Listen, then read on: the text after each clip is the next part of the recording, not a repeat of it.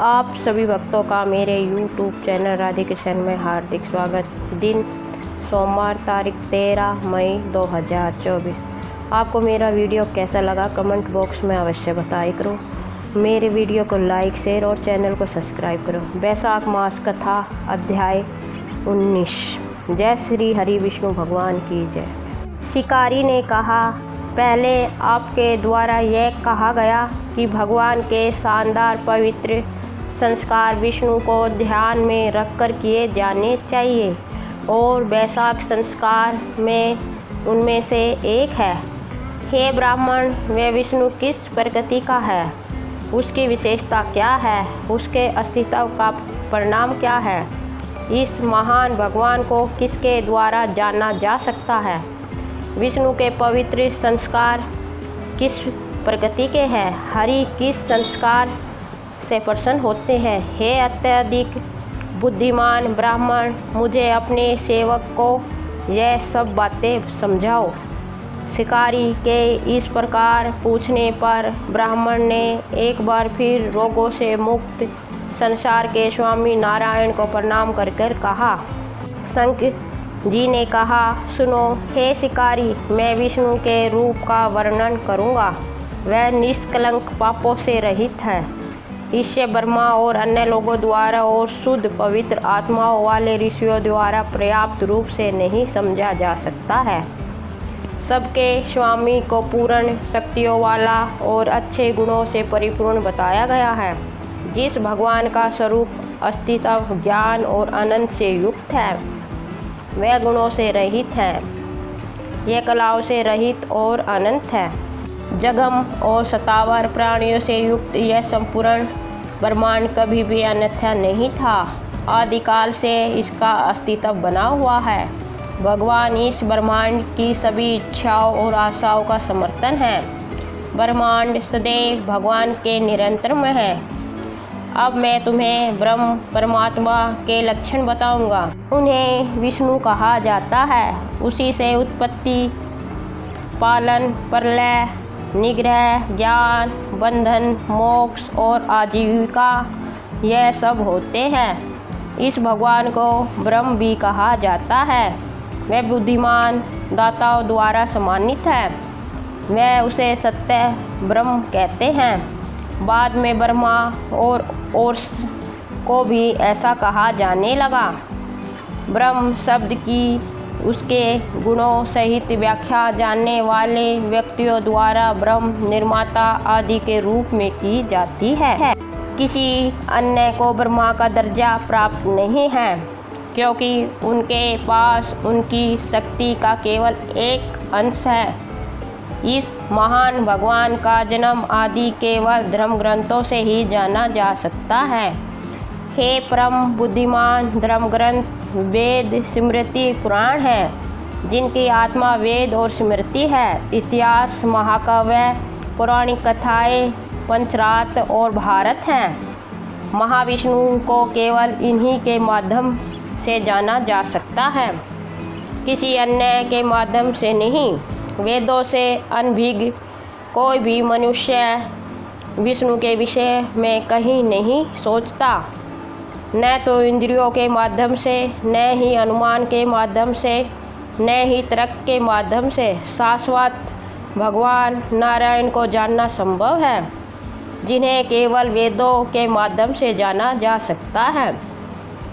व्यक्तिगत आत्माएं जो सदैव उनके निरंतर में रहती है, वह अपनी बौद्धिक उपलब्धि के अनुसार उनके अच्छे गुणों, अभिव्यक्तियों और गतिविधियों को जानकर मुक्त हो जाती है।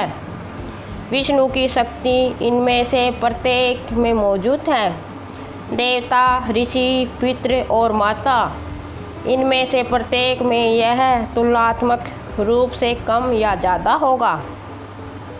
धारणा, मौखिक साक्ष्य और अनुमान के माध्यम से सबसे पहले व्यक्ति को शक्ति, ज्ञान और खुशी के संबंध में उत्कृष्ट व्यक्ति को समझना चाहिए। भूत उससे 100 गुना अधिक है। उसे न जानना चाहिए कि वह ज्ञान आदि से संपन्न है। उसे यह जानना चाहिए कि मनुष्य और गंधर्व भूत से 100 गुना श्रेष्ठ है।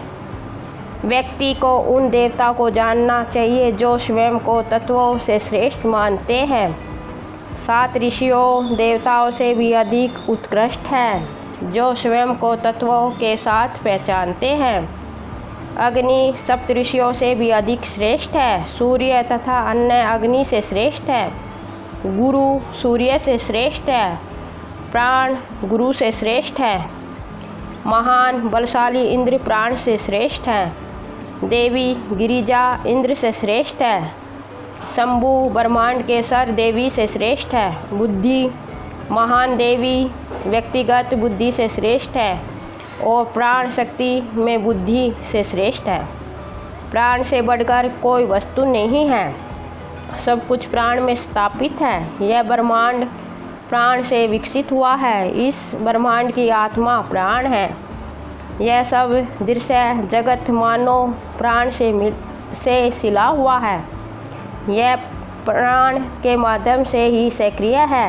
वह कहते हैं कि यह हर चीज़ का आधार है और इसमें नीले बादल की चमक है। वह जो सब कुछ संचालित करता है। यह प्राण केवल लक्ष्मी की कृपा दृष्टि से कायम है। उस लक्ष्मी को देवों के भगवान की दया का एक हिस्सा मिलता है। विष्णु से बड़ा कोई नहीं है और किसी भी मामले में उनके बराबर भी नहीं है। शिकारी ने पूछा, ऋष प्राण जिसे सूत्र कहा जाता है व्यक्तिगत आत्माओं से श्रेष्ठ कैसे हो गया? यह बात निर्णायक रूप से कैसे कही जा सकती है? हे पवित्र प्रभु, प्राण की श्रेष्ठता कैसी है?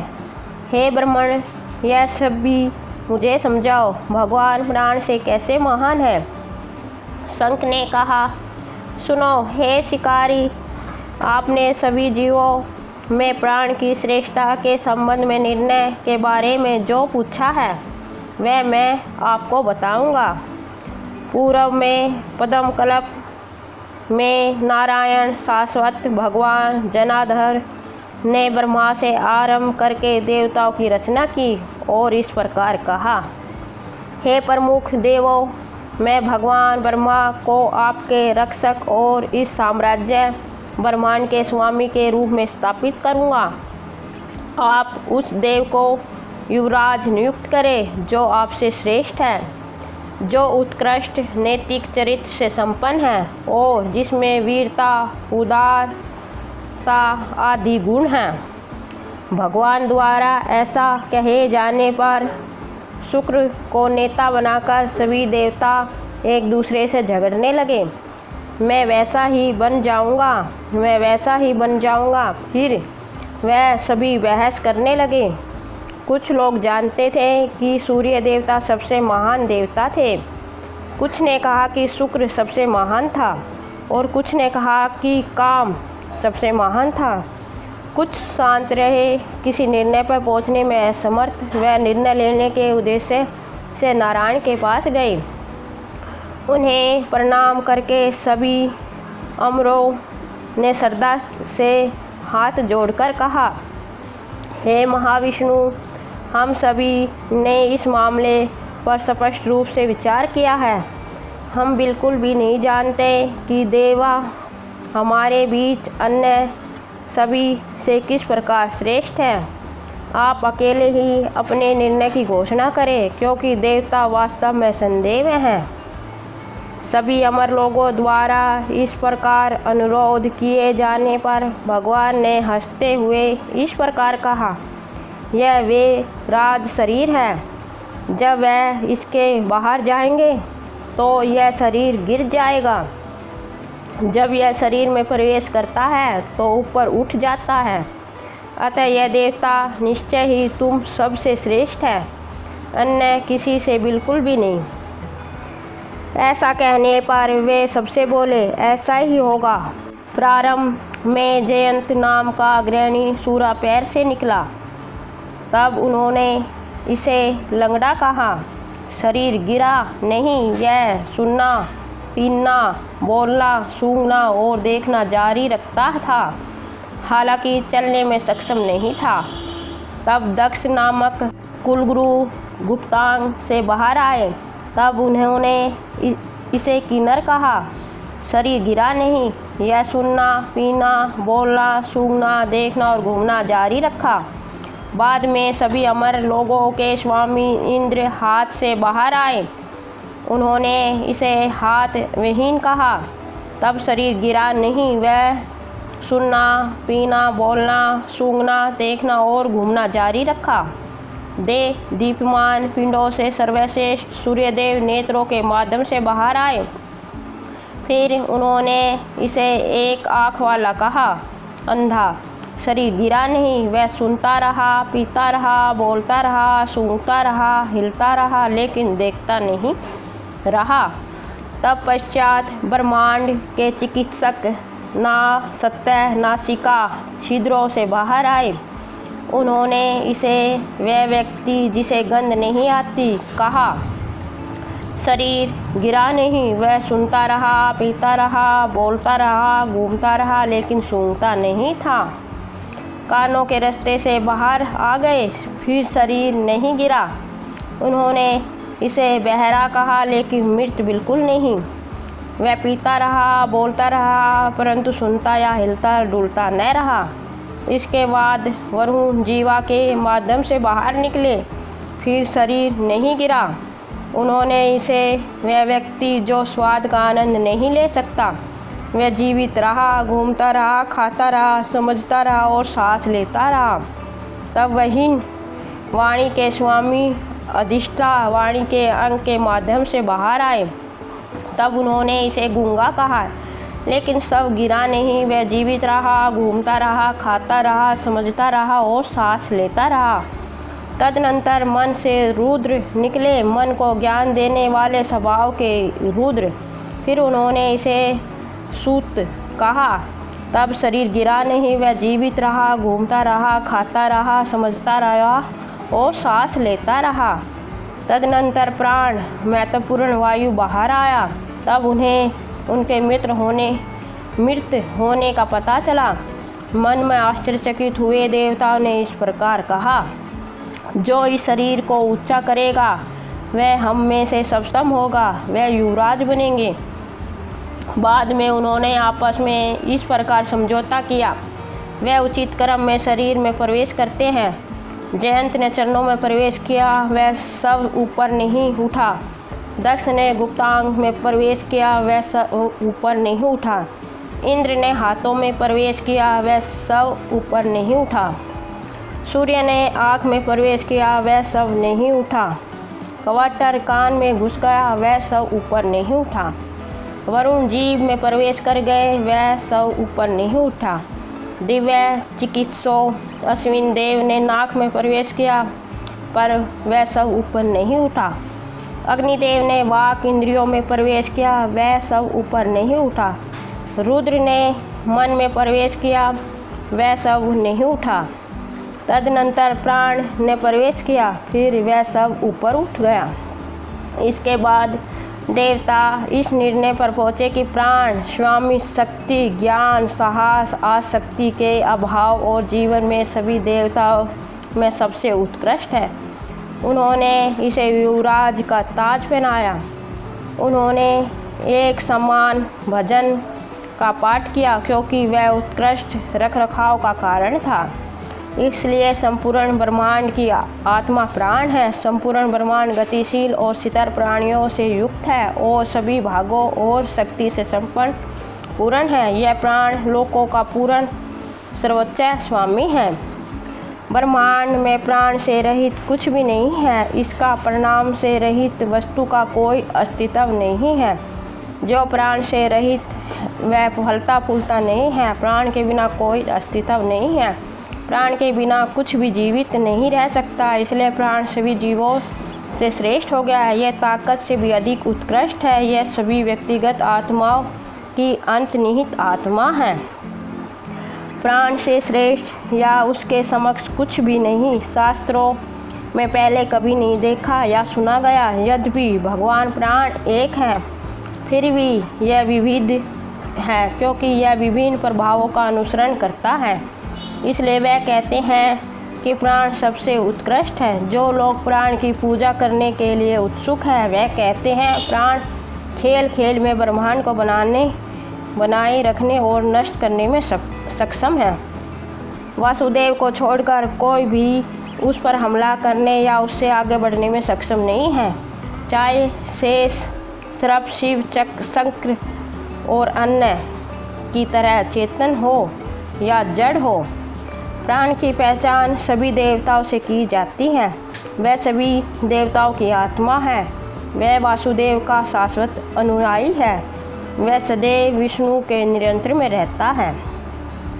वह वासुदेव के विरोध में न तो कुछ सुनता है और न ही देखता है।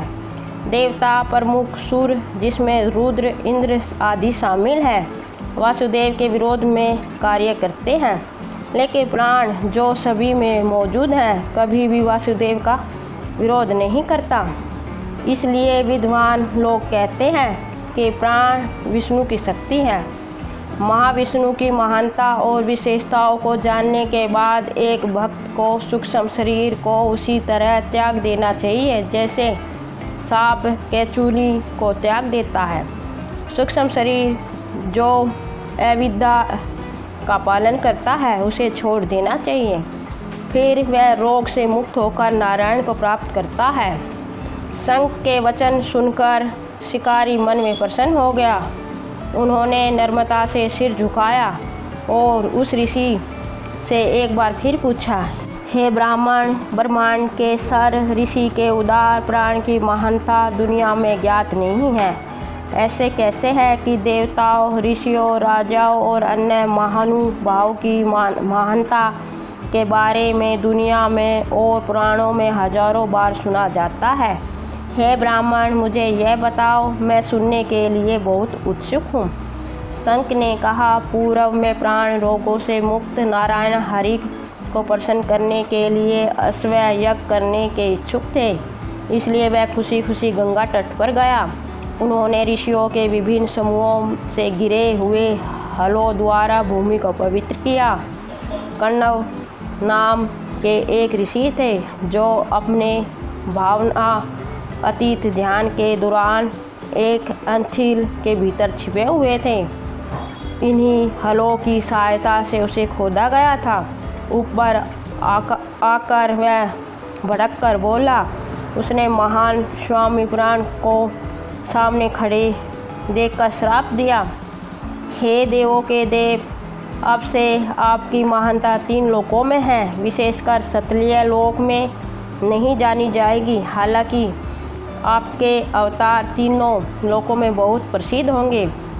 ऋषि के इस प्रकार कहने पर पवन देवता ने क्रोधपूर्वक उनसे कहा, मुझे बिना किसी अपराध के श्राप दिया गया है। हालांकि मैं पाप से मुक्त हूँ और विपत्तियों झेलने में सक्षम हूँ। इसलिए हे कण्व, तुम तुरंत अपने गुरु के प्रति शत्रुतापूर्ण हो जाओगे। पवन देवता ने यह भी कहा, संसार में निंदनीय आचरण करने वालों में से एक बनो। तब से महान स्वामी प्राण की महानता इस संसार में विशेषकर पृथ्वी पर ज्ञात नहीं है। श्राप के कारण कण्व अपने गुरु को खा लिया और सूर्यदेव का शिष्य बन गया। इस प्रकार आपके द्वारा जो पूछा गया है वह पूरी तरह से बताया गया है। हे शिकारी, तुम्हें आगे जो कुछ सुनना है मुझसे पूछो, संकोच न करो। जय श्री हरि विष्णु भगवान की जय। आपको मेरा वीडियो कैसा लगा कमेंट बॉक्स में अवश्य बताएं। मेरे वीडियो को लाइक, शेयर और चैनल को सब्सक्राइब करें। धन्यवाद। जय श्री हरि विष्णु भगवान की जय।